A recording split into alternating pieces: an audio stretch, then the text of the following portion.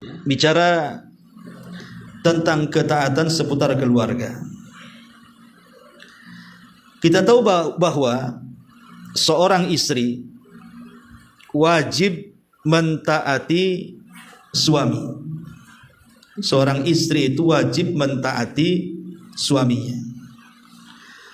Berdasarkan hadis Nabi SAW, "Lau kuntu amiran ahadan an yasjuda li ahadin la amartul mar'ata an tasjuda li zawjiha li idhami haqqiha."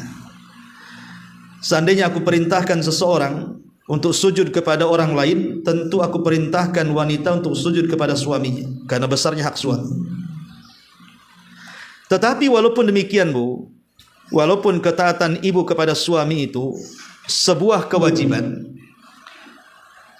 tetap di sini harus diikat dengan kalimat al-ma'ruf, bahwa ketaatan kepada suami itu dalam perkara kebaikan, bukan dalam perkara kemaksiatan.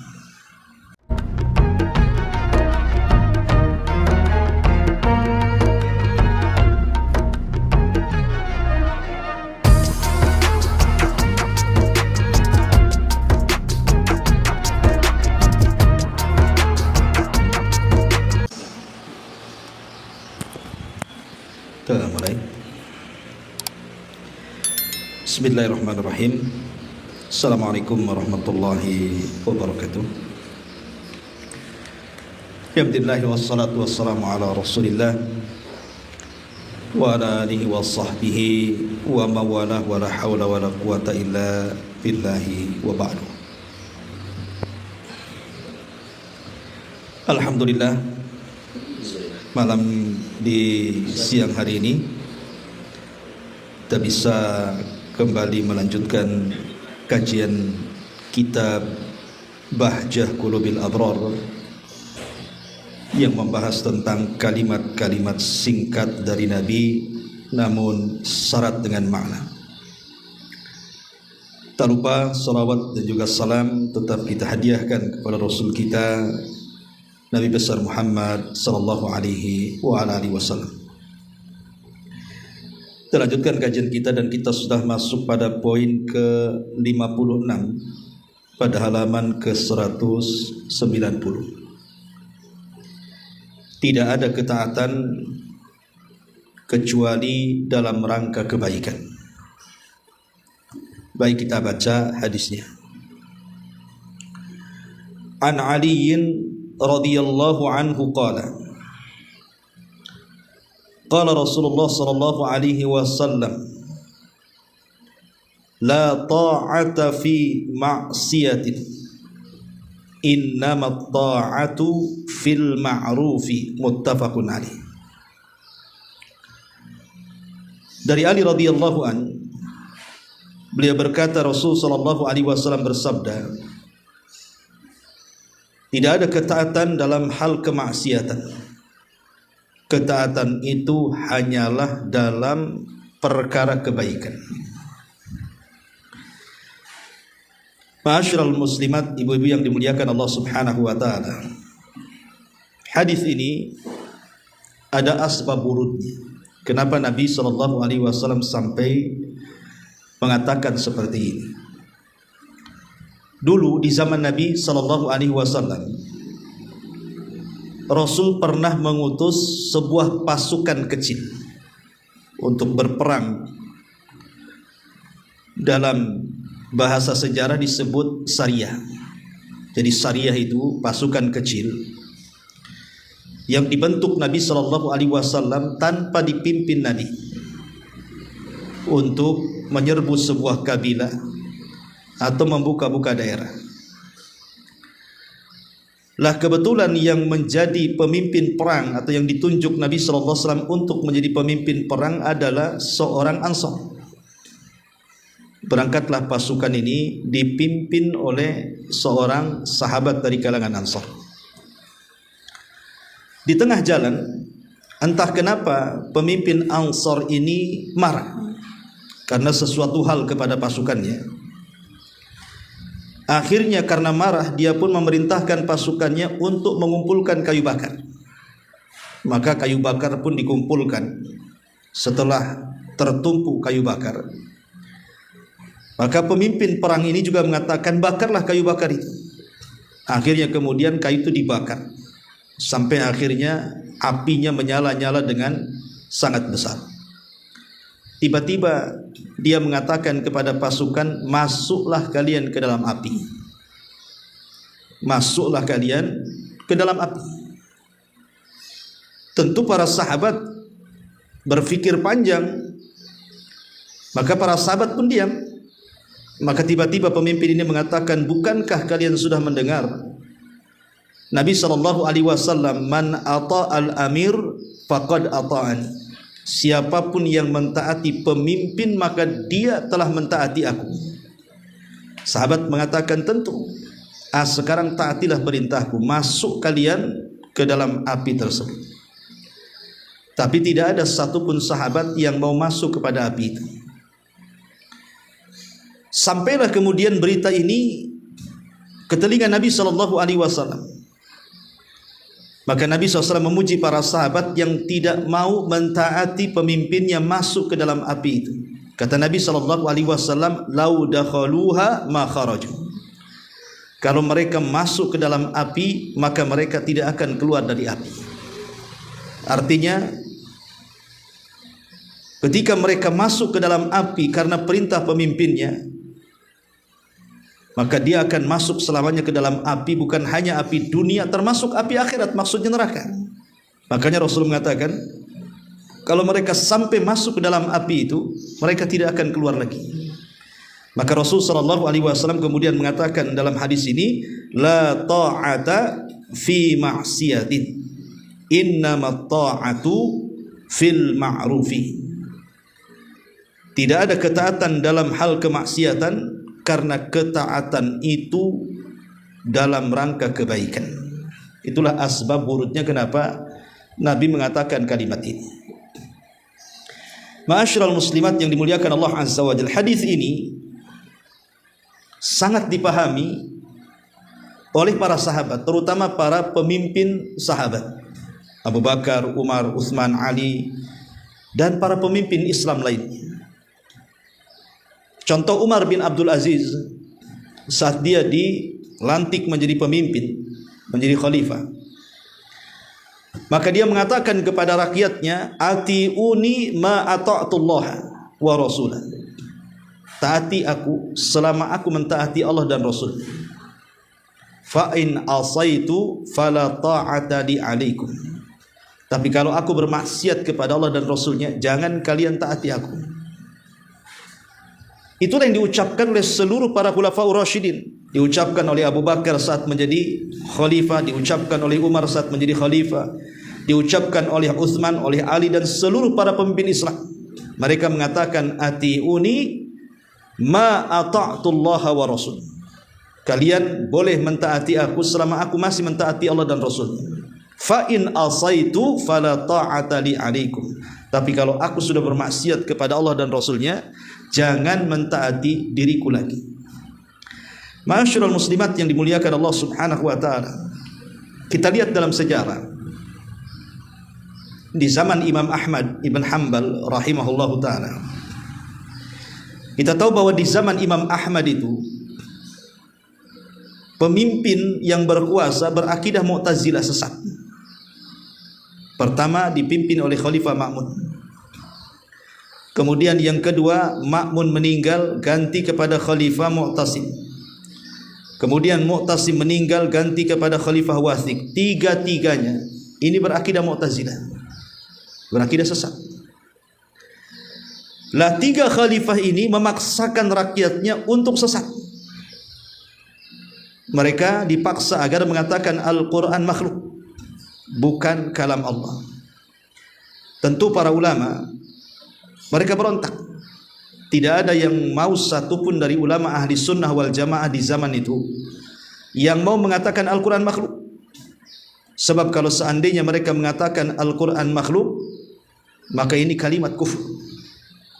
Lah pembangkangan para ulama termasuk Imam Ahmad terhadap tiga khalifah ini tidak mau mengatakan apa yang mereka diperintahkan, karena Imam Ahmad dan ulama-ulama sezamannya paham bahwa ketaatan kepada pemimpin itu dalam perkara yang baik. Kalau dalam perkara maksiat tidak boleh ditaati, walaupun jiwa mereka harus melayang. Makanya banyak para ulama di zaman Imam Ahmad yang meninggal dunia, disiksa di penjara karena tidak mengikuti fatwa pemerintahnya.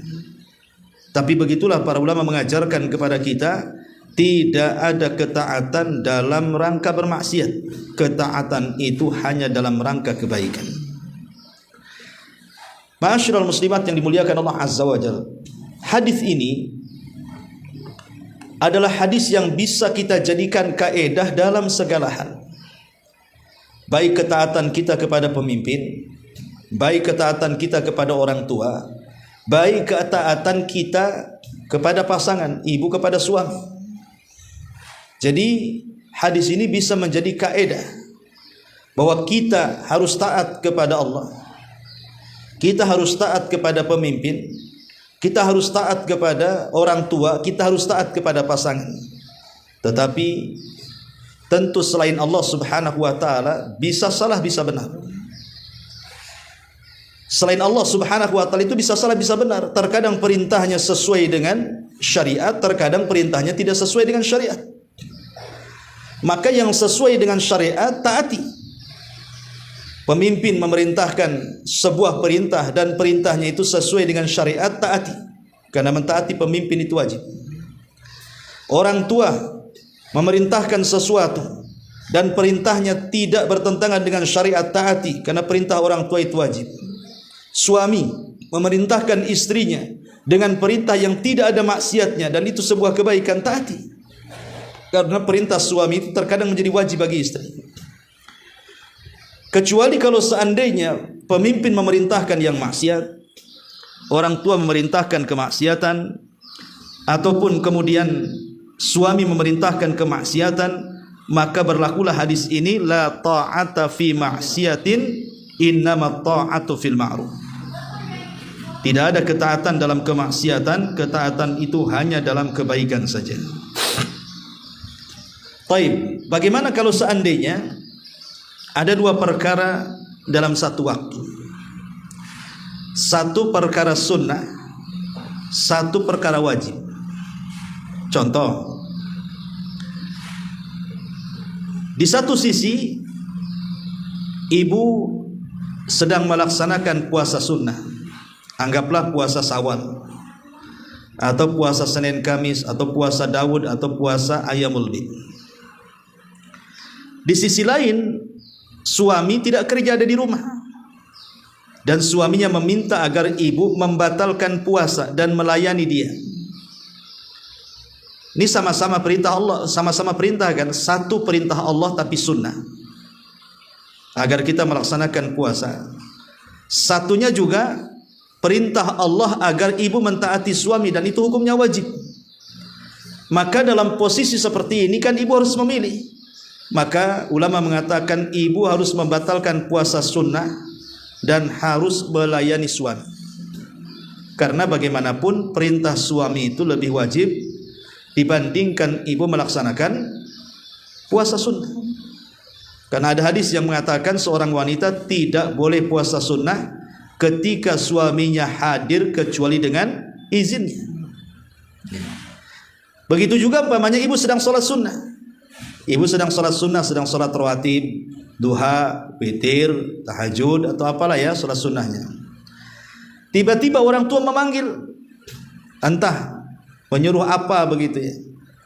Maka sebaiknya ibu membatalkan sholat sunnahnya dan temui panggilan orang tua. Karena ini terjadi di zaman Bani Israel. Ma'ruf ya Bu ya, kisah yang pernah saya ceritakan, kisah Jurej. Jurej ini sedang sholat sunnah. Dipanggil ibunya, ya Jurej, ya Jurej, dan itu. Tapi Jurej tak membatalkan sholatnya. Justru dalam hatinya dia mengatakan, ya Allah, kalau ku batalkan sholatku, berarti aku durhaka kepadamu. Kalau ku tidak membatalkan sholatku, aku durhaka dengan orang tuaku. Akhirnya dia memilih untuk melanjutkan sholat. Padahal Sebenarnya yang benar dia membatalkan sholat karena dia melaksanakan sholat sunnah bukan wajib. Lah, kalau seandainya ada dua perintah seperti ini, maka utamakan yang wajib, kemudian tinggalkan yang sunnah. Ma'asyiral muslimat yang dimuliakan Allah Azza wa Jalla, umpamanya ada orang tua menyuruh anaknya untuk menceraikan istrinya. Umpamanya ibu punya anak laki-laki yang sudah menikah. Ibu tidak suka dengan menantu ibu tuh. Kemudian ibu ngomong sama anak laki-laki ibu, ceraikan tuh istrimu tuh, aku nggak suka. Boleh nggak seorang anak laki-laki menceraikan istrinya karena perintah orang tuanya? Bukankah anak laki-laki itu haknya lebih kepada orang tua dibandingkan kepada anak istrinya? Maka ulama mengatakan, lihat perintahnya, Bu. Kalau seandainya memang istrinya itu solehah, istrinya taat, istrinya baik, tiba-tiba kemudian orang tuanya memerintahkan anak laki-lakinya untuk menceraikan, maka kewajiban anak laki-laki jangan mentaati perintah orang tuanya. Tapi kalau memang istrinya jahat, istrinya zalim, istrinya tidak beradab, istrinya tidak berakhlak, istrinya bersuka bermaksiat, kemudian juga orang tua laki-lakinya memandang kemaslahatan anaknya, maka kalau seperti ini boleh kita mentaati orang tua, kita ceraikan istri kita. Jadi lihat maslahat dan mafsadahnya, ya. Ma'asyiral muslimat yang dimuliakan Allah Subhanahu wa taala, sedikit bicara tentang ketaatan seputar keluarga. Kita tahu bahwa seorang istri wajib mentaati suami. Seorang istri itu wajib mentaati suaminya. Berdasarkan hadis Nabi SAW, "Lau kuntu amiran ahadan an yasjuda li ahadin la amartul mar'ata an tasjuda li zawjiha li idhami haqqiha." Seandainya aku perintahkan seseorang untuk sujud kepada orang lain, tentu aku perintahkan wanita untuk sujud kepada suaminya karena besarnya hak suami.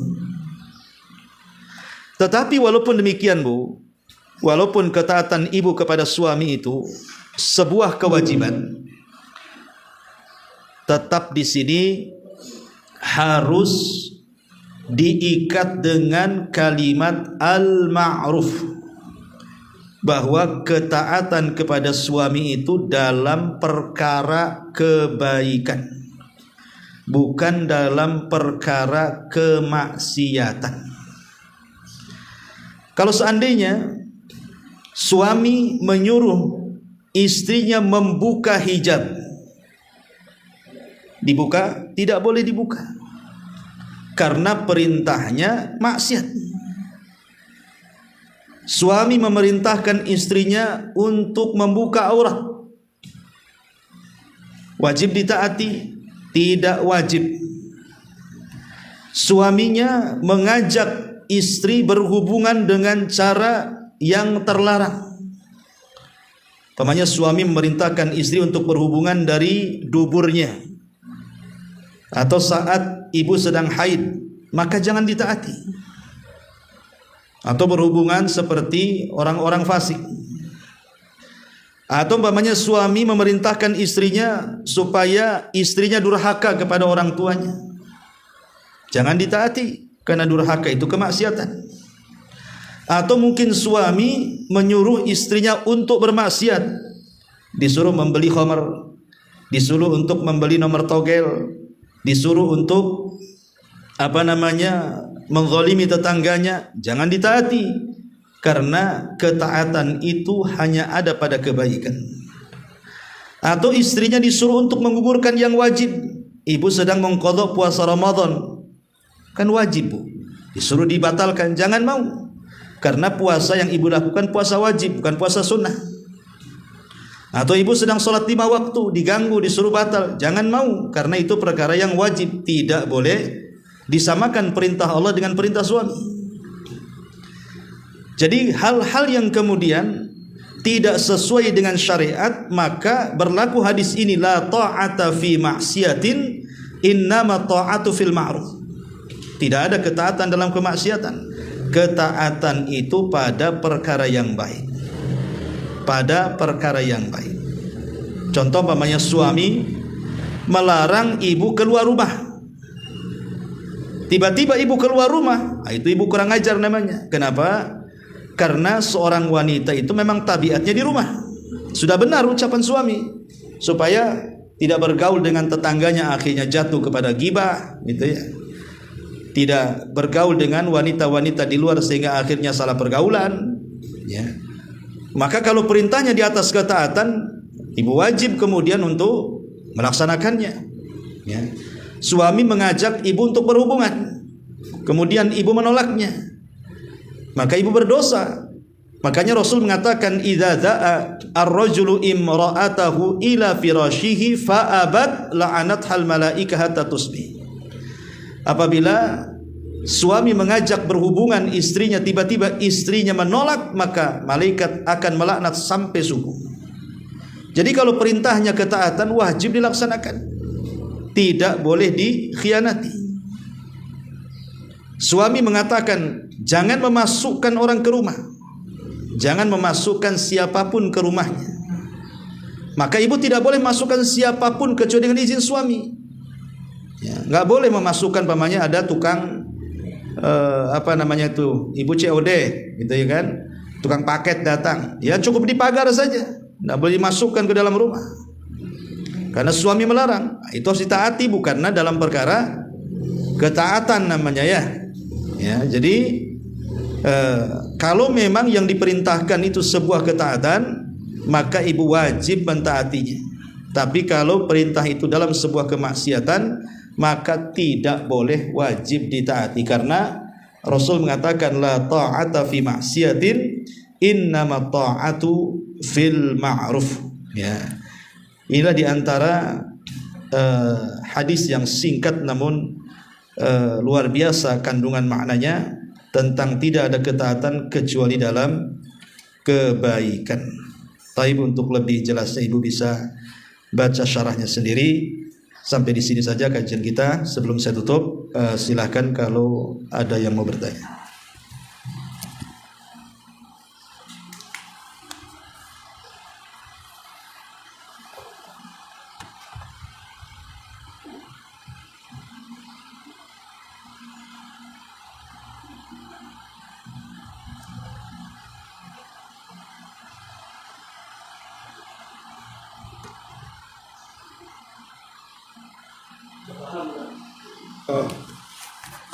Alhamdulillah. Baik, sampai di sini kita tutup dengan doa kafaratul majlis. Subhanakallahumma bihamdika asyhadu an la ilaha illa anta astaghfiruka wa atubu ilaik. Allahu ta'ala alam. Assalamualaikum warahmatullahi wabarakatuh.